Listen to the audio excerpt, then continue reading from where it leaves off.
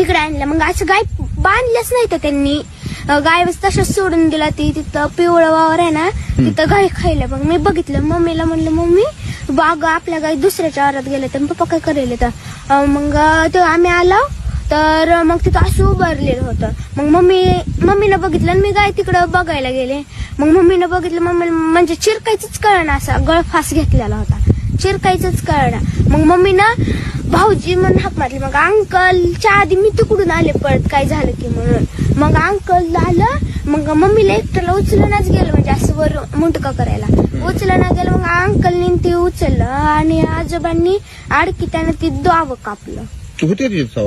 होते पण असं वाटतच नव्हतं असं गेल्यावर भेटते कसं पण येऊन भेटते मला.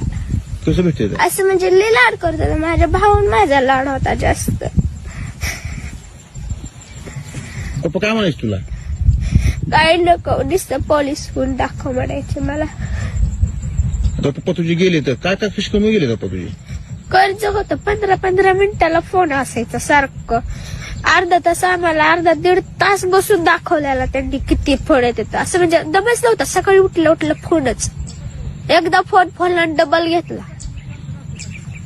असं रडायचं पण म्हणजे असं आम्ही रानात आलो की सुट्टी दिवशी ती रडायचं गाळा धरून मम्मीच्या बीन माझ्या बी रडायचं.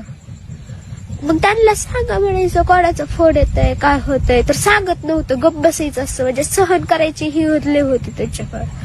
मग त्यांनी सहन केलं असं केलं. आता काय वाटतं पप्पा गेले तुला? वाईट वाटतंय. म्हणजे अशी कोणाची गाडी वाजली की पप्पाची गाडी आली म्हणून वाटतंय.